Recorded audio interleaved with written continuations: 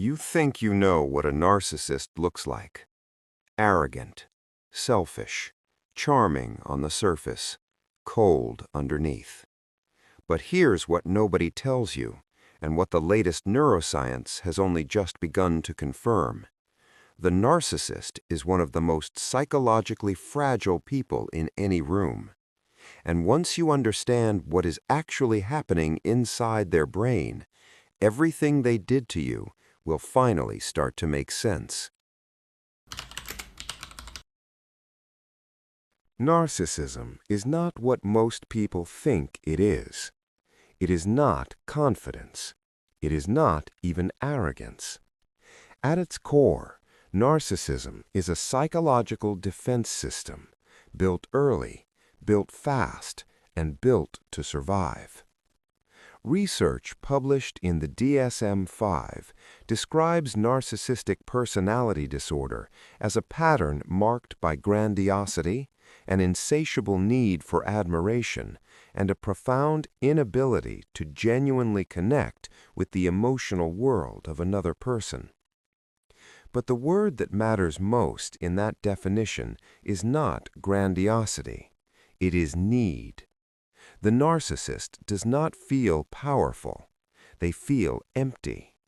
And the grandiosity, the arrogance, the superiority, the charm is the armor built over that emptiness to make sure nobody ever sees it.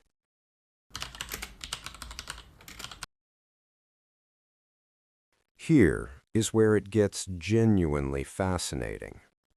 Neuroscience has now mapped what is happening inside the narcissistic brain, and the findings are not what most people expect.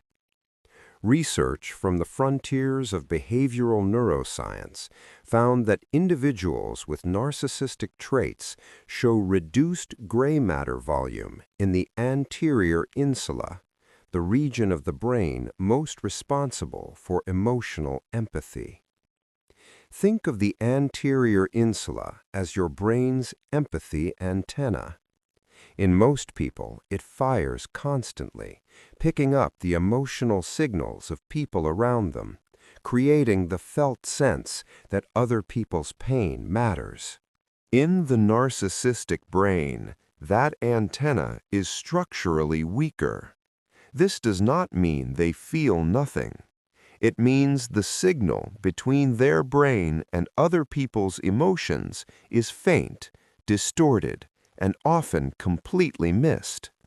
And here is the paradox that changes everything. Grandiose narcissism is associated with heightened vigilance to ego threat and heightened stress responses following ego threat. In other words, they feel almost nothing when you are in pain, but they feel everything when they are threatened. Their pain antenna works perfectly. It is their empathy antenna that is broken.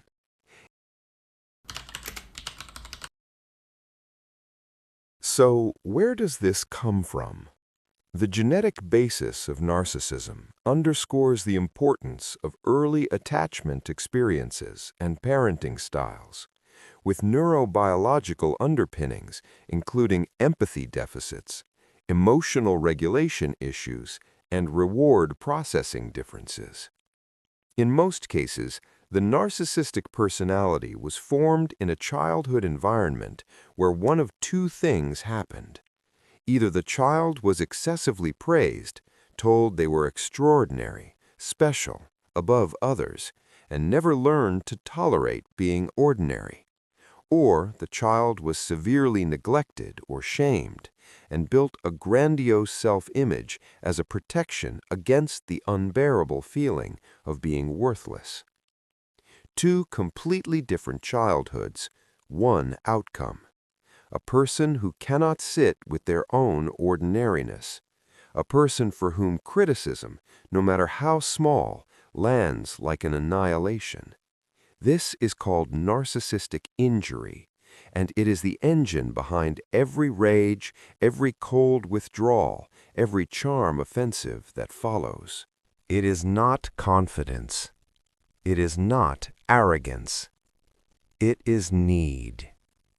Neuroscientific research suggests distinct differences in structures and function of the brain of individuals with narcissistic personality traits, including altered activity in the insular cortex and prefrontal cortex. Their pain antenna works perfectly. It is their empathy antenna that is broken.